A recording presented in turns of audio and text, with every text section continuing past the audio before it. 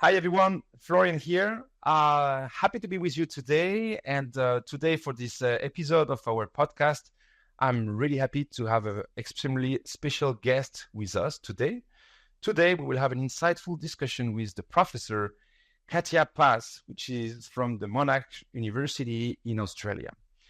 Today, in our podcast dedicated to digital transformation in chemicals, we will have a specific talk about the rise and the use of artificial intelligence to help designing chemicals and their production processes. So Katya has a long experience working as a chemist, and then has been working as a chemist introducing AI and technology in this area, which is the chemical industry. And we found this at GKSH extremely interesting to have such a discussion with you, Katya, today, because we really feel that that's the future for many areas on our industry. This is what we will discuss today. And thank you so much for being with us, Katya. Oh, thank you very much, Florian. So, Katya, can you give our listeners a bit of an overview, a bit of a background about your research career and also about your experience? Yeah, thanks, Florian.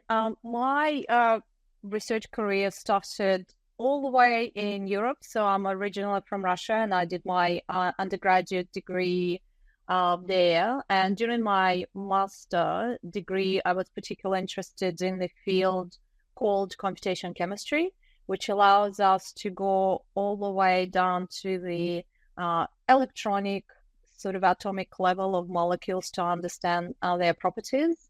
And during this time, I had an opportunity to spend a year at the University of Texas at Austin, out of all the places in the world, and really enjoyed doing that. And when I came back to finish off my master, I decided that I wanted to specialize in computation chemistry. And of course, the best place to do that is where computation chemistry was born. And so I went all the way to Germany. I obtained a PhD scholarship over there, and I worked with one of the best researchers in the field who develops computation chemistry methods. And at that time, I also met the love of my life, and he brought me all the way to Australia. So I started my career in Australia, and I have to say, I fell in love with the country. I fell in love with the attitude and with people, and became really happy to dedicate my career here. I think the best part about my career is that I met wonderful people who helped me all on the way, and people who, were originally my mentors and then became my really good friends as well. Melbourne was sort of a decision to settle in based really on my husband's interests. So he's originally from Melbourne, and he loves Melbourne. I mean, anyone who visited Melbourne would probably appreciate that. I understand why. Monash, yes. And Monash, at the time when I joined Monash started to becoming already a big university. And, during my career, and I've been at Monash for now 18 years, it's become Australia's largest university. So it's a stratospheric rise for Monash. And we had really good management and senior management. There were lots of really good hires and strategies in terms of research. And I think it really allowed us to propel to the scene, but also become one of the leading universities in Australia. So, and my career took me all the way from a lowly postdoctoral researcher all the way to professor within a span of 15 years. And now I am Associate Dean Research for the Faculty of Science at Monash.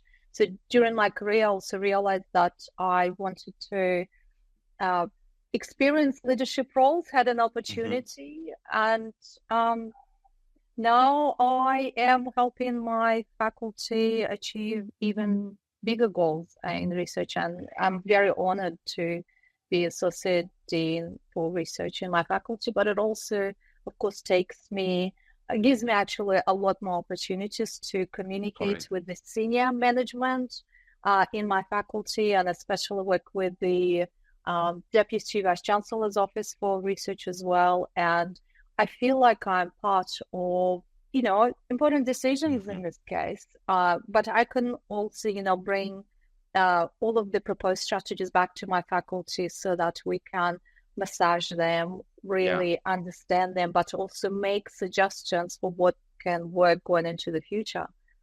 So I think I've talked enough about myself, Florian. That's impressive, and the contextualization you're giving us is making me really eager to hear the rest of the story. Actually, I really understand why you called as being a leader in that field, coming from Russia. I have been studying in so many different places in the world, from the US, Germany, and now Australia. Is giving you an approach not only on the technical level, but also on the multicultural and multidimensional level that is a great asset in the university world. For us, it's an absolute pleasure to talk digital transformation with you and with someone with your experience.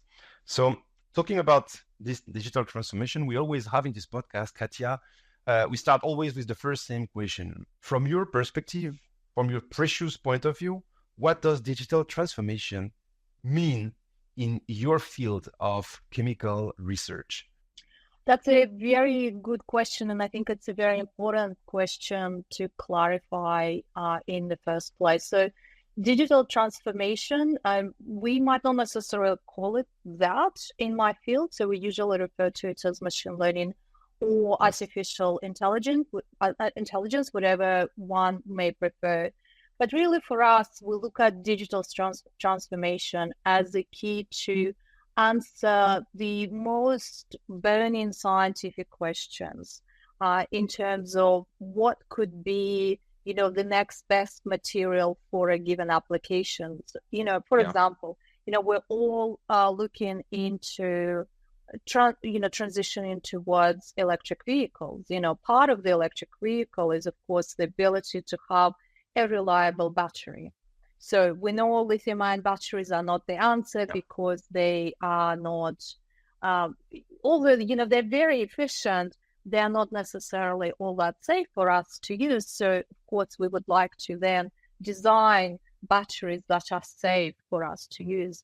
And, digital transformation can enable a very fast design of such materials because it relies on taking the data that already exists and then combining it with potential input parameters, and we call them descriptors, something that we can use in order then to characterize a particular material or particular property of the material, and then we can modify in order to make that design possible. And I think, the digital transformation or artificial intelligence allows us to have that back loop. So we can use the data that allows us to help to design, let's say, better materials, answer certain scientific questions. We can go in and test this model in experiment, generate more data, and that data can be fed back into the model again to make model even better in terms of its performance. So on what you're saying, you're talking a lot about data and the use of data, and actually application of one of the application of digital transformation is how to use the data, how to bring the data to the value by using artificial intelligence that you are approaching as a how to achieve this that goal. So my question to you, it's a very 2024 question, is how did you first get involved with the intersection of chemistry in one side and artificial intelligence in the other side? Artificial intelligence is something that exists for a while. We saw a big revolution on the last few years with the generative AI. But on your perspective as a university, as a chemist, when did you first got involved to that cross and intersection? An excellent question, Florian. And as a matter of fact, I did not realize for some time that I was doing machine learning while I was doing it already. So something, I guess, that came to the surface a little bit later, and people introduced those buzzwords like machine learning and artificial intelligence. back in the day, when I went to school and to university, we called it interpolation or extrapolation, where essentially you have several data points and then you want to draw a line through it. And this is particularly what machine learning does, because it has a range of data and it tries to understand it. So we used to do a lot of linear regression. So essentially you draw a line, but machine learning adopts a slightly different approach in this case, of course. It assumes that the relationship can be anything. It doesn't have to be a linear relationship. So when I started doing my first machine learning models, it was all about trying to understand the structure of polymers. Mm-hmm. So when I moved to Australia, I worked with a laureate fellow, Professor Michelle Coot at the National University of Australia. And we studied radical polymerization. And we were trying to predict the kinetic rates of how fast a given polymerization can be. Because sometimes if polymerization is too slow and you cannot generate a particular monomer, well, there is no value to industry in this case. So we were trying to understand how we can make a polymer with a given properties and with favorable kinetic rates. So of course, in my case, I'm a computation chemist. So we use computation chemistry techniques to predict the rates. But as you imagine, you start growing your polymer becomes longer and longer. You have a lot of chemical bonds happening. And all of these bonds are movable. So, atoms can rotate around all of these bonds. And it actually means that your polymer can adopt multiple structures. And we were trying to understand, among all of these structures, which are the ones that would occur in real life. When you perform polymerization, what is the structure that the polymer can adopt? So I came up with this algorithm where essentially I called it an energy-driven tree search, where I identified all of the possible rotation among all of the bonds in the polymer, and I would assign an energy to all of the simple rotations. And then I would direct the algorithm to find the pathway of how to achieve a very stable structure by only going through the lower energy conformations for each of the bonds. And, there are sometimes billions of these conformations. And the goal was to achieve that with only, let's say, 30 calculations rather than a billion calculations to find that final structure. And we managed to do that. And, one of the applications, it didn't come from me, but we had another postdoc who got involved in this work and applied this algorithm later on. She applied it to Viagra, right? Viagra is a very big molecule, hundreds of atoms. And she could find the lowest energy structure of that particular drug within, a handful of calculations. And it's only later on, Florian, that it dawned on me that what essentially I was doing, I was performing a machine learning model, because I was not assuming a linear relationship among all of these bonds that can exist in the polymer. And I was writing my code with the idea of let's find a minimal energy pathway. So this algorithm was published, and I'm not joking, it was 2006 when the algorithm was published. It's only, exactly, it's 8 or 10 years later, that's when people came up with the term machine learning. Machine learning. Yes. And this is when I remember we had this awkward situation when we went to one of the first conferences on machine learning, and my students saw those tree searches and people were selling them like, oh my gosh, this is the best thing to slice bread. They turned to me and they said, you published something similar 10 years ago. You did that. So I'm not claiming that I invented machine learning, by no means, not at all. But I think, these are sort of the techniques that we already used a lot in the past. What enabled us with the recent development is the ability to go a little bit further in terms of not just limiting us to understanding linear relationships, but assuming any type of relationship. So it's almost like being in free fall, where anything is possible, and you're given machine learning an opportunity to just assume any type of relationship. And I think this what was the critical point for me when I realized that, okay, we don't need to put an equation on something to be able to predict that property. And I think, it also liberated us, but it also opened up doors to a lot more chemists. Exactly. Because, then yes, you do need to know math, but you don't really need to know math to the same extent as a pure mathematician to be able to put an equation on a property. And I think, it really opened up a lot more doors, not just in chemistry, I think in molecular design, materials design in general.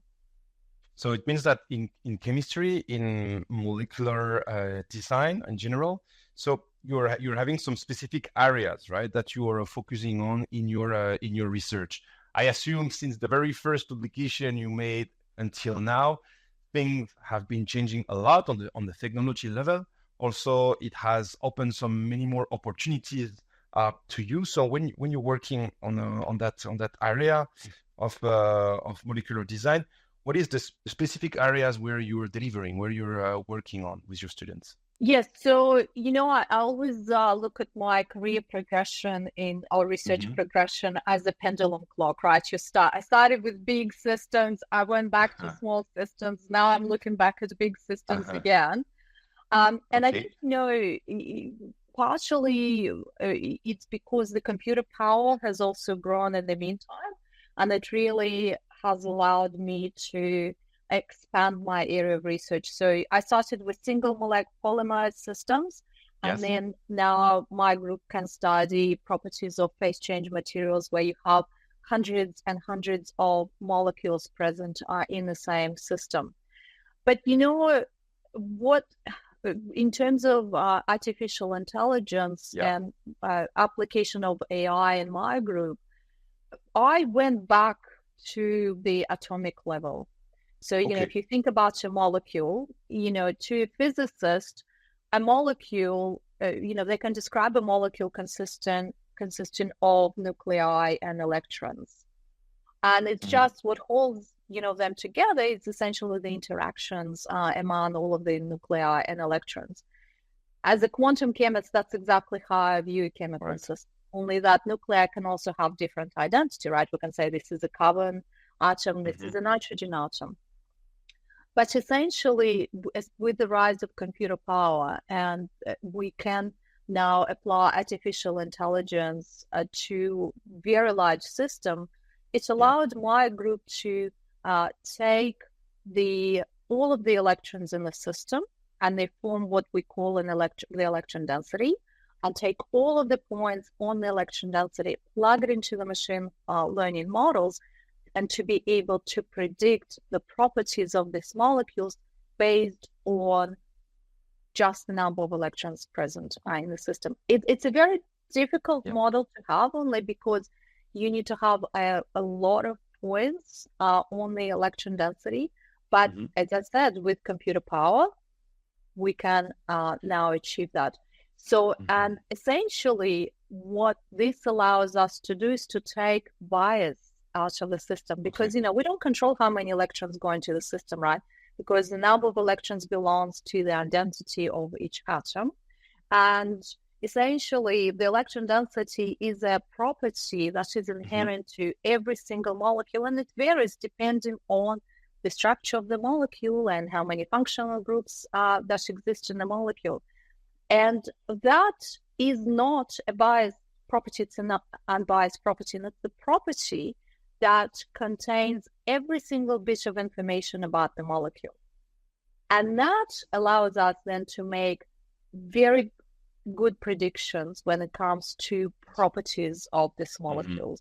So, essentially, you just take the bias out of that. And I think, this is the reason why people talk more about AI than machine learning, because machine learning assumes a lot more bias than AI. Exactly. And I think I can truly say that we are coming up with AI models because we're trying to make them as unbiased as possible in this case. Yeah, and when you say AI, and today AI, when you talk about generative AI, we have a mass adoption of consumption of AI, right?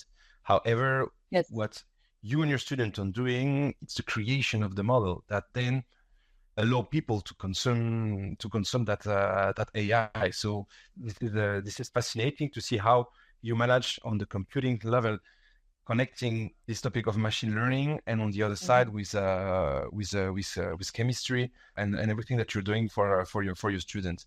So it opens to me a question, Katya, talking about your students actually, and we've been talking a bit during the preparation about how AI is enabling some industries to become more attractive for the next generation. Talking about the students and the workers for tomorrow. It opens new applications, it opens new jobs that do not exist today, but will certainly exist in chemical companies in the future. So let me clarify, your students, are they trained in chemistry or are they trained in computing? They are trained predominantly in chemistry, but majority of my students would also dabble in programming.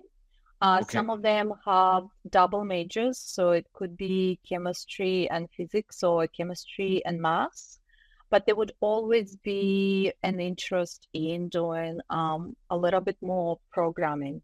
So they like working with computers, and they, not all of them have a formal education in programming. It's just something that, you pick up as you go along. So my very first PhD student made his own computer out of spare parts in his garage. And he was begging his mom to take him to all of this, garage sales so he can buy computer parts. He made his, he constructed his own computer, and he was extremely proud of himself. But he was, he just had a Bachelor of Science with major in chemistry. So he did not really have formal education in programming. So usually students who end up working in my group just would be very curious about how to combine the computer power with the knowledge in chemistry. That's honestly, that's the key, right? Having the technical expertise, technical knowledge, and then knowing about computing, knowing about programming. I think it was a cool 10 years ago. More and more is becoming a must, right? And having this this capacity to at whatever level. Then we have people becoming extremely deep experts in the field. Some other are just having some few knowledge. However, I think this double approach is extremely important, extremely interesting, and you're preparing students that then will have a brilliant future. Talking about the what you're delivering and your work you're having with your students, I understand that you're using machine learning, you're creating machine learning models. My question for someone like me, which is not a chemist and which is not in the lab every day, my simple question that comes to my mind is, how do you ensure actually the accuracy or the reliability of your AI prediction on in molecular design? How do you validate the learnings that you're getting? Thank you for asking that question, because I think that's a very critical question. And I don't think that this question is addressed on many occasions, because sometimes a scientist in AI are driven by reducing the error. Okay, we have a data set, we produce a model, and the error is very small. The problem with this approach is that it doesn't really guarantee that the application of your model is reliable on the data that is outside this data set. So, and my approach is always that we really need to go and test the model, and we need to have a lot more data. So sometimes we collaborate with experimentalists who can give us a lot more data points in this case, so we can validate our model. Being also computation chemists, it means that we create our own data sets. So we go and then we create a number of data points for which we can validate our model. And the goal is really to go sort of a little bit further outside of the data set for which you optimized your machine learning model. Okay. So that's you're getting people from outside actually to work with you on such a model, so we can really find the real application and the validation from the market. And maybe talking about the market, do you work with industries or with companies that are keen to apply this some of the AI models you are working on real company case or word scenarios? Yes, absolutely. I think industry is definitely waking up to the use Okay. of AI technologies. And I think they see a lot of benefit because they see how the design of certain molecules or materials can be fast-tracked.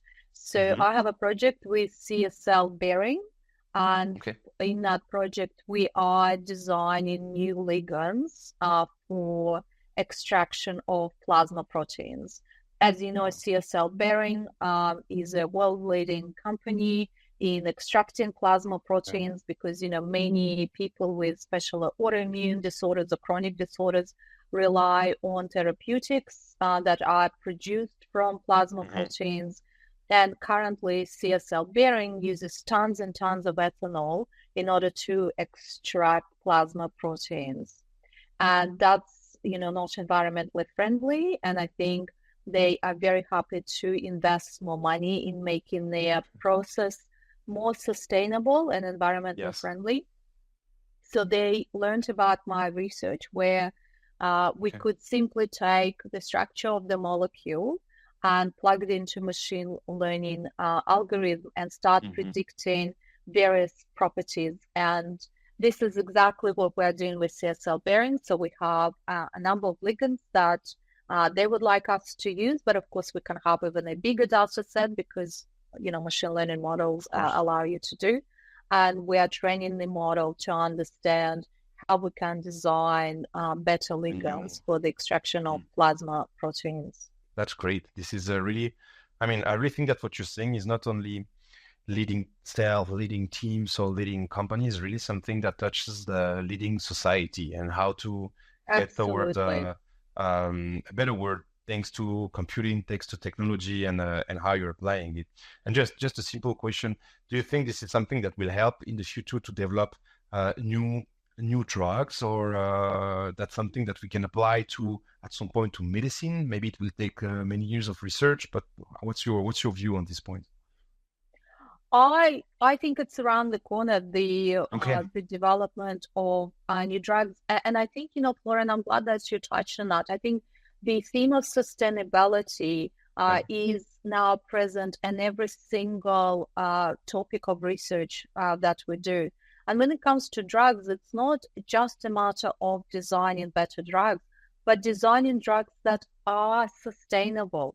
Because one Correct. of the things that we always forget is that popping a pill like Panadol or ibuprofen, right, just to relieve Hmm. your pain, that drug does not absorb 100% in your body. Some of that drug is excreted as is, and Yeah. it can be toxic to the environment. So recently, one of my colleagues in the Faculty of Science, Professor Bourbon, published a paper Hmm. on the effect of drugs that end up in our waterways on the evolution of fish. Wow. And you know what? It affects the quality of sperm in the fish, and they cannot reproduce at the same rate and to the same quality. So it's not just us fishing, right, and eating the Hmm. fish, but it's also us generating additional chemicals in the Hmm. waterways that prevent fish from reproducing to the Correct. same extent as before. So, and I think where AI can really help us is to allow us to see the pathways towards more sustainable drugs Hmm. significantly faster. And I just want to mention AlphaFold. No one could ever imagine that there could be a model that takes a formula for the protein and predicts its structure. But then AlphaFold came along, Hmm. again, generative AI technology, and now we can predict the structure of any protein within minutes. And that's amazing. And, That's amazing. that's just the beginning. So their recent installation of AlphaFold allows you to find and design the drug for a given receptor in that protein. And I think, we are almost there. And, I wouldn't be surprised, if in a year AlphaFold releases another version where they're going to tell you how to design more sustainable drugs. Wow, that's fantastic. And this is really opening some brilliant opportunities for the future. And I think since it is something new, Katya, I cannot bypass the question, because something is happening and it's creating something new. And specifically when it comes to drug, there are two questions that comes on the table. No, it's what are the ethical considerations, and what are the practical or maybe even the political considerations by using such a technique to enable new drugs or new molecular design?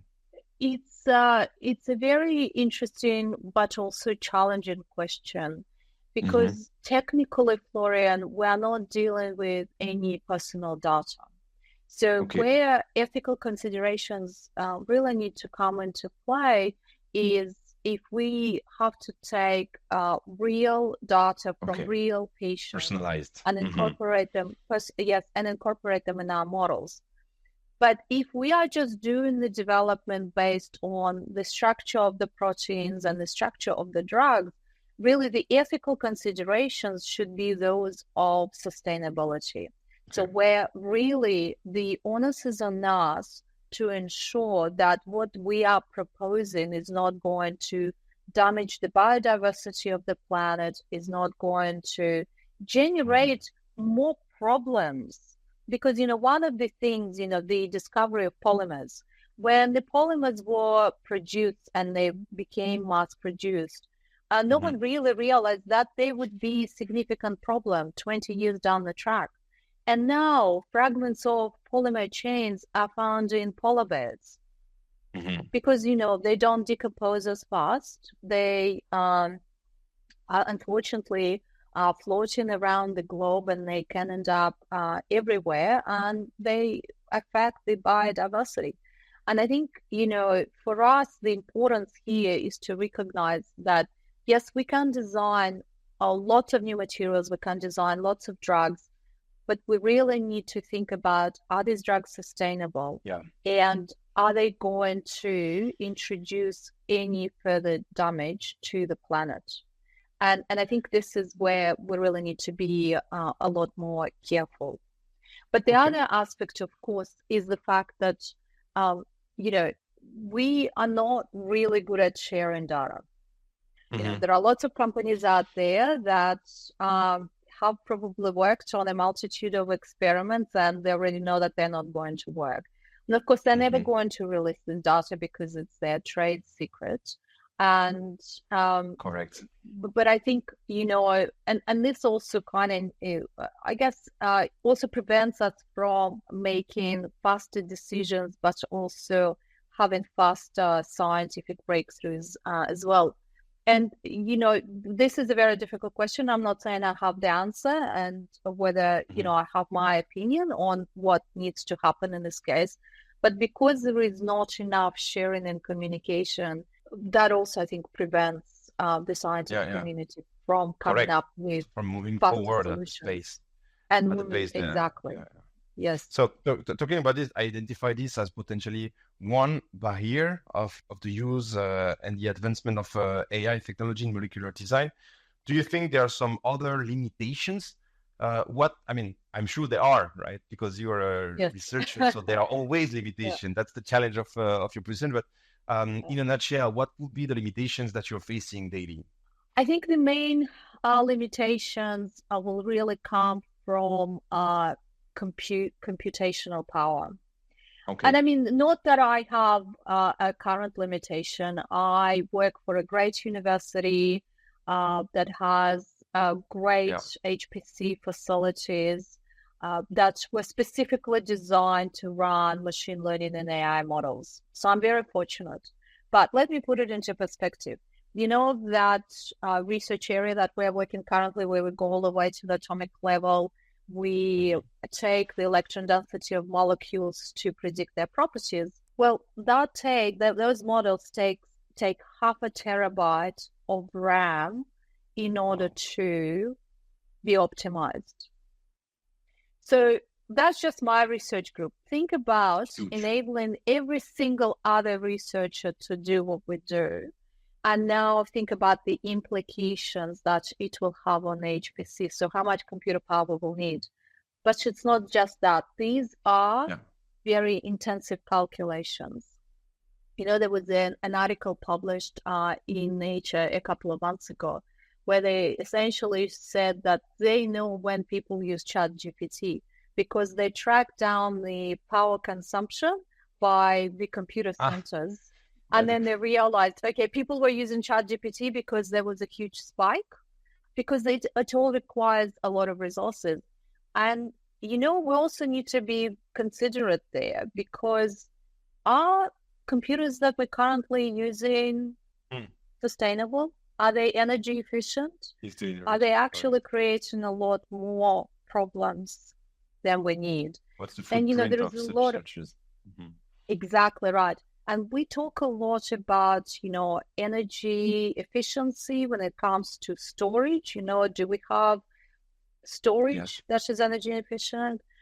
Do we have also computer units themselves that do not require a lot of AC, air conditioning, in order to cool them down?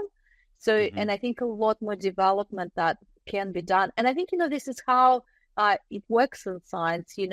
A demand in this area can actually drive curiosity and also solutions in a different area. So, and I think if we are to think that everyone on this planet will be allowed to use AI in the future, we really need to start thinking about the computer power that it comes with it. That's a very fair challenge, I think, and this is something that will become a huge challenge in the months to come, right? Because the adoption is so high, so big that consumption it's going to be an exponential growth.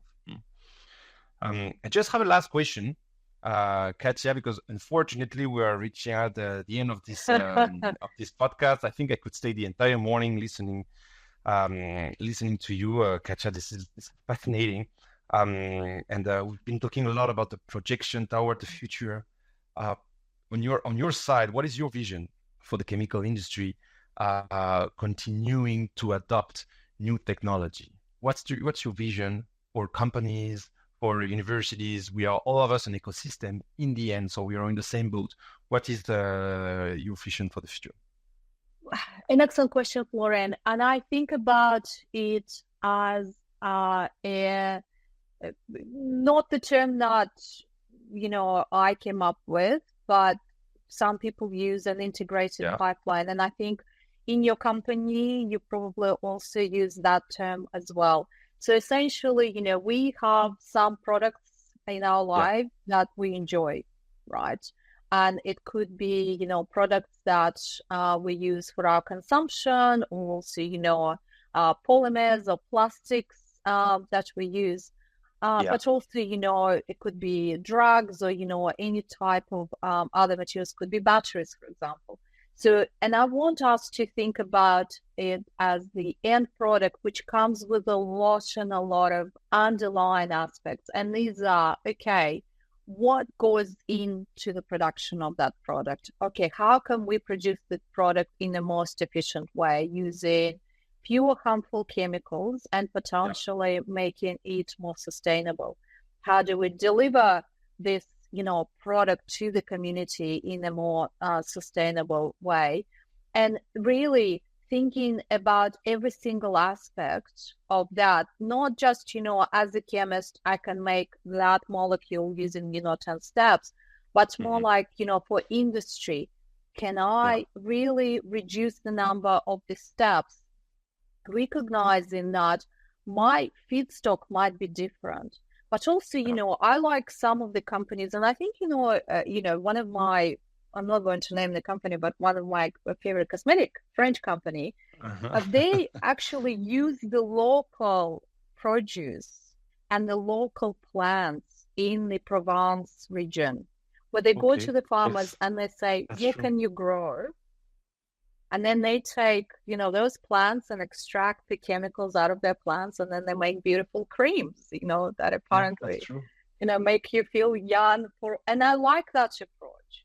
And that's an amazing approach. And I think as chemists and chemical industry, we also need to start adopting this approach, right? Where does our feedstock where do our feedstock chemicals come from? How do we generate those chemicals as well? Can we generate them using, let's say, biomass, or using, for example, seaweed? Can we use seaweed to produce that, right? Because it's a waste. Or, waste from food industry. Can we actually do that in order to generate these chemicals to get us to the final product? And I think, it will require multiple disciplines and multiple areas of industry to work together. But I can see that if we do that, then we will start solving a lot of environmental issues very quickly. Because we will be reducing the pollution. But we will also be thinking, okay, what is it that we generate, right? Is it sustainable? Shall we rethink the whole loop? Of course, it requires a lot of resources. It requires a lot of people. And I'm hoping that, in 20, 30 or whatever years, we will be able to achieve that. See the result and see that we are sharing all of us the same why, I think. And the word to finish that conversation, we talk about computing, we talk about AI, we talked about machine learning, we talked about molecular design and chemistry, and the finality of all of this is to bringing us to a better society. Chemical is everywhere. It's making our life every day, and leading societies for us to asking why and how can we change this. And it was an amazing talk. Thank you so much, Professor, for joining us today and for sharing your valuable insight and experiences. I know that DKSH we operate in many innovation centers and we are doing a lot of things together at your campus, at your Monash University campus in Melbourne, and we really appreciate the partnership that we are having with you, that we developed over the years with you, and which is very unique. I think out of the countries we represent, this is a very unique partnerships. And beyond all of that, I spent an amazing time with you, Professor. It was a great talk. I thank you so much for that, and we will certainly call you back for sharing an update on all the topics we've been sharing today with you in the future. Thank you very much. Thank you, Florian. It was my absolute pleasure. I hope that my passion for AI in chemistry was obvious, and more than happy to have another catch up and another one of these conversation. And thank you for having me. Thank you. Thank you very much. Thanks, everybody, for listening to today's episode of Digital Chemical Playbook. I hope you got inspired by what you just heard, and be sure to subscribe on Spotify, Apple Podcast, or your preferred platform to hear more insightful stories and conversations around digital transformation in the chemical industry. As we said here today, we are there to lead the society and to make a better world of today. So we are always happy to hear from your comments, to hear from your suggestions and questions. And please reach out by email performance.materials@dksh.com on our social media for getting in touch with us. I appreciate you joining us today, and see you next time. Bye-bye.